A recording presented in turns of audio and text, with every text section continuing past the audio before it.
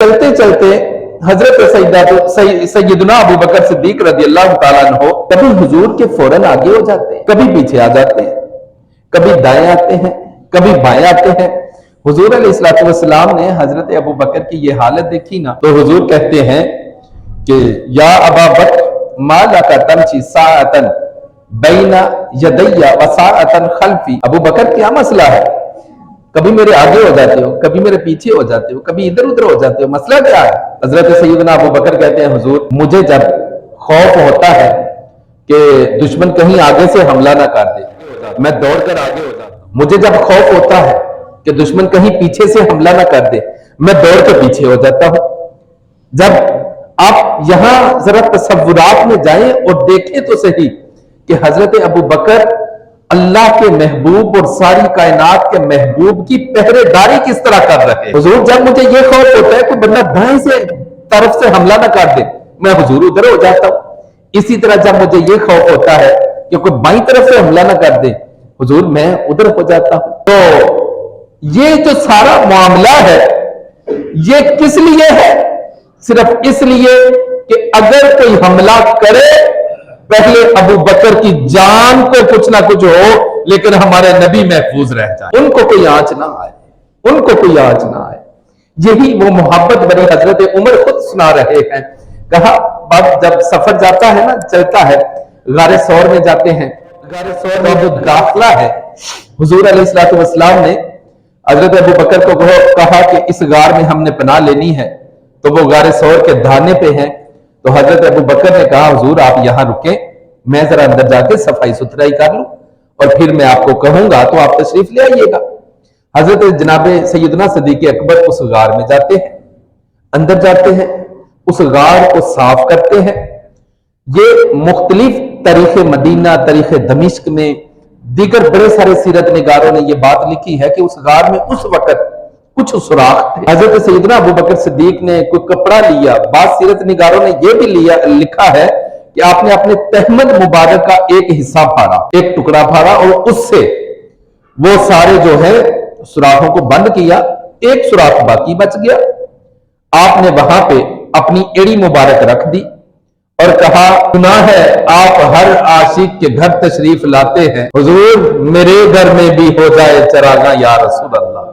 اپنی محبت بڑے انداز سے یوں کہا کہ یا رسول اللہ آپ تشریف لے آئے۔ اب یہاں ایک اور بات میں آپ سے کرتا رہوں گا کہ یہ جو دور ہے نا فتنوں کا دور ہے، فساد برپا کرنے والے لوگوں کا دور ہے، لیکن ایک ایسی جماعت ہے جو ہمیشہ حق پر رہے گی اور وہ غالب بھی رہے۔ اب یہاں اگر آپ یہ چاہتے ہیں کہ حضور ہمارے اس گھر میں تشریف لائیں، اس گھر میں تشریف لائیں، تو پہلے ہمیں حضرت سیدنا ابو بکر کی محبت کو اس دل میں جگہ دینی ہوگی تاکہ حضرت جناب صدیق اکبر یہاں آئے، اس دل کی غار کو اس قابل بنائے کہ حضور تشریف لے آئے، پھر حضور بھی تشریف لے آئے۔ صدیق اکبر سے محبت ضروری۔ حضرت سیدنا ابو بکر صدیق نے حضور سے کہا حضور آپ اندر تشریف لے آئے۔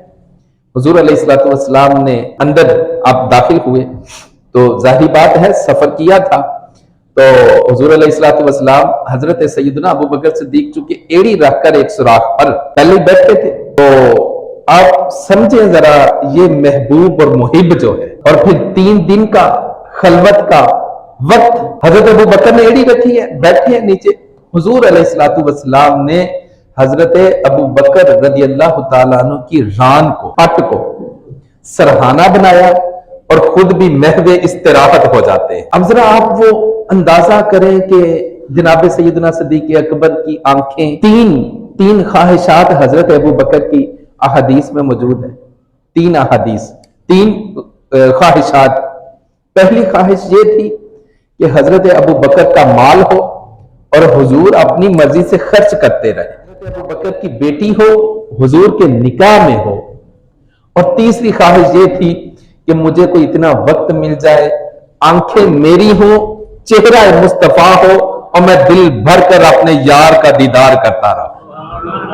یہ 3 خواہشیں ہیں، اور پھر جو اتنا حضور پر مر مٹنے والا بندہ ہو، یہ تو نہیں ہو سکتا تھا نا کہ جس کے بارے میں حضور یہ جتنا نفع مجھے ابو بکر کے مال نے دیا ہے کسی اور کے مال نے نہیں، جس کے بارے میں یہ کہیں کہ میں نے دین پر مجھ پر جتنے بھی لوگوں نے احسان کیے ہیں دنیا میں میں نے ان کا بدلہ دے دیا ہے، لیکن ابو بکر کے احسانوں کا بدلہ میں نے نہیں دیا۔ قیامت والے دن رب خود ابو بکر کو ان احسانوں کا بدلہ آتا۔ حالت بیماری میں حضرت عائشہ کو حکم دیا، عائشہ جاؤ ذرا جا کے اپنے باپ کو کہو، اپنے باپ کو حکم دو کہ وہ لوگوں کو نماز پڑھائے۔ حضرت عائشہ نے کہا کہ حضور میرے باپ چونکہ بڑے نرم مزاج رکھتے ہیں، بڑا رقیق القلب ہے، تو آپ کسی اور کو کہہ دیں، یہ وہ بوجھ نہیں اٹھا سکتے۔ تو امام بخاری نے ان الفاظ کو لکھا ہے کہ عائشہ جاؤ جا کے ابو بکر کو کہو کہ لوگوں کو نماز پڑھائے، کیونکہ ابو بکر کے ہوتے ہوئے نہ اللہ کو پسند ہے یہ نہ اللہ کے حبیب کو پسند ہے کہ ابو بکر کے ہوتے ہوئے کوئی اور بندہ مصلی امامت پر کھڑا ہو۔ اب وہاں غار میں بیٹھے ہیں، وہ جو آرزو تھی اس آرزو کو پورا ہوا۔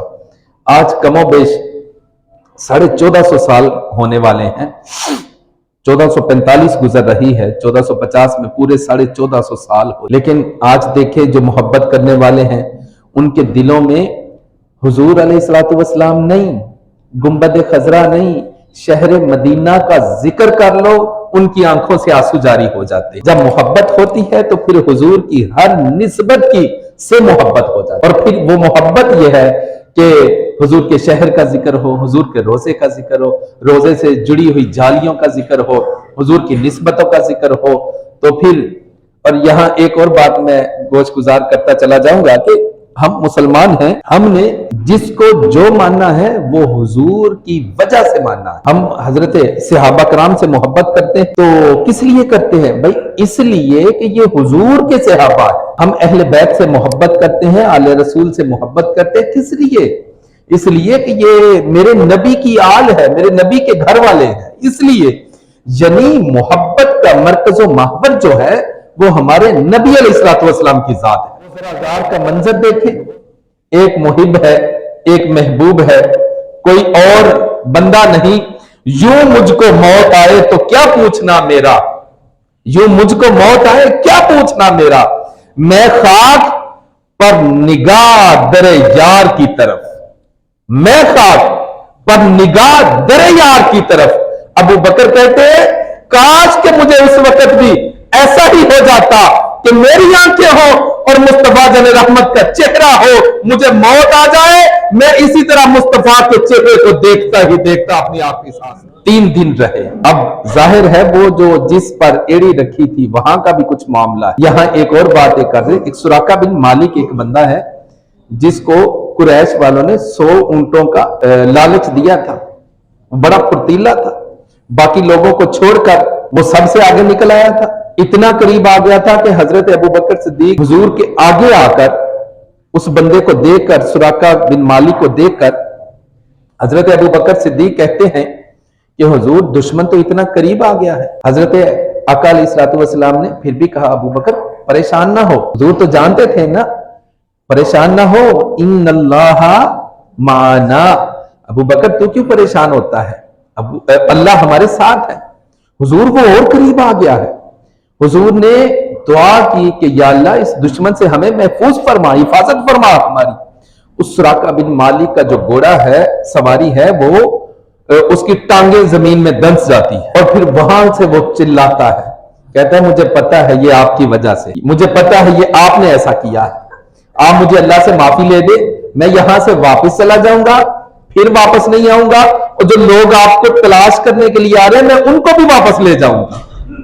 حضور علیہ السلام نے پھر دعا کی، زمین نے اس کو چھوڑ دیا۔ آپ ذرا دیکھیں تو صحیح کہ اللہ نے اپنے حبیب کو کیسی کیسی حکومت عطا فرمائی ہے کہ حضور اگر زمین کو بھی کہے نا کہ اس کو پکڑ لو تو زمین بھی پکڑ لیا کرے، اور پھر یہ نہیں اگر حضور کہیں کہ اب چھوڑ دے اس کو تو پھر زمین پھر بھی حکم ماننے کو تیار ہو جاتی ہے۔ یہ ہمارے نبی ہیں، اور اس نبی کا ہم نے کلمہ پڑھا ہے جن کی عظمت اور عزت کے گیت ہم انشاءاللہ اپنی زندگی کے آخری سانس تک گاتے رہے۔ ہمارا وہ نبی نہیں ہے جو ہماری طرح کا بشر ہو، ہمارا نبی وہ نہیں ہے جو کر کچھ نہیں سکتا، ہمارا نبی وہ نہیں ہے جو دیوار کے پیچھے ہے اس کو اتنا بھی نہ پتا ہو، نہ ہمارا نبی وہ ہے جو بیٹھا تو فرش پر ہوتا ہے لیکن خبریں عرش کی عطا فرمایا کرتا ہے۔ صدیق اکبر کو اس سانپ نے ڈس لیا، ظاہر ہے سانپ تھا، تکلیف ہوئی، اور مصطفیٰ جن رحمت کے آرام میں بھی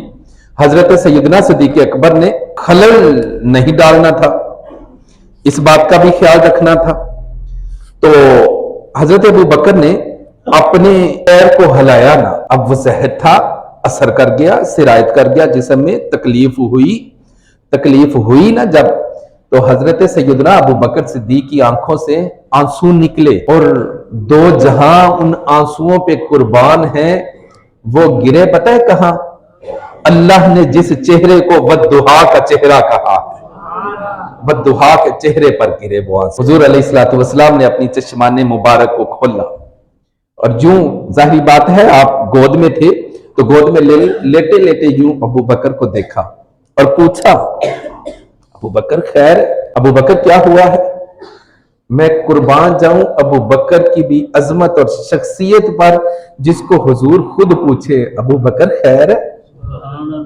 حضرت سیدنا ابو بکر صدیق رضی اللہ تعالیٰ عنہ نے کہا، حضور یہ معاملہ ہے، میں نے پیر رکھا تھا تو شاید کسی چیز نے مجھے نہ کاٹ لیا ہے۔ تو حضرت آقا علیہ السلام نے فرمایا کہ ابو بکر ایڑی ہٹاؤ۔ ایڑی ہٹائی، سانپ نکلا، سلام کی۔ بے شمار اس میں 2 3 4 قسم کی روایات ملتی ہیں۔ ایک روایت تو یہ ہے کہ حضور علیہ السلام نے اپنا لعاب دہن حضرت ابو بکر کی ایڑی پر لگایا اور درد بھی ختم ہو گیا، زہر کا اثر بھی۔ دوسرا آپ نے سانپ سے ہی کہا تھا کہ منہ رکھ، جہاں پہ ڈنگ مارا ہے اپنا زہر واپس چوس۔ جس طرح بھی ہو ہمیں پھر بھی قبول ہے، ہم یہ حضور علیہ السلام کا معجزہ مانتے ہیں اور حضور علیہ السلام کی نگاہ نبوت کا اثر مانتے ہیں۔ اب وہ گیا، اب یہاں ایک اور معاملہ ہے، مکاشفۃ القلوب میں یہ بات لکھا ہے، جتنے بھی صدیقی خاندان کے لوگ ہیں نا، اس سانپ کے ڈسے کا وہ نشان آج تک بھی ان کی ایڑی پر موجود ہے۔ آپ ایک اور بات آپ کو کر دیتا ہوں، اگر آپ اپنے ذہنوں میں اس کو محفوظ کر لیں، سانپ کو اکثر کالا رنگ کہا جاتا ہے، کالے رنگ کے سانپ ہوتے ہیں اکثریت سے، باقی کوئی رنگ ہو لیکن کالا ان میں ضرور ہوتا ہے۔ اب وہ جو سانپ تھا اس نے حضرت ابو بکر کو نقصان پہنچانا چاہا، نقصان پہنچا تو نہیں نہ سکا۔ کیوں بلا؟ کیونکہ ابو بکر کی پشت کے پیچھے جس کا ہاتھ تھا نا، اس کی نظر اٹھتی ہے تو عرش سے پار جاتی ہے، اس کا قدم اٹھتا ہے تو سفر معراج بن جایا کرتا ہے۔ ان کا ہاتھ تھا تو قیامت تک کے لوگوں کو بتا دیا کہ سانپ کوئی بھی ہو، جو بندہ ابو بکر کو ڈسنے کی کوشش کرتا رہے گا وہ اللہ اور اس کی رسول سے رد کر دیا جائے گا۔ زمانہ اس کو گالیاں نکالے گا لیکن نہ کوئی ابو بکر کا کچھ بگاڑ سکتا ہے، نہ صاحب ابو بکر جناب رسول اللہ صلی اللہ علیہ وآلہ وسلم کا کچھ بگاڑ سکتا ہے۔ جتنے مرضی تم ڈنگ مار لو، جتنا مرضی تم مقام ابو بکر کو گرانے کی باتیں کر لو، لیکن ابو بکر وہ ہے جس کو میرے نبی علیہ السلام نے یہ سارے معاملات سب کچھ عطا فرمایا ہے۔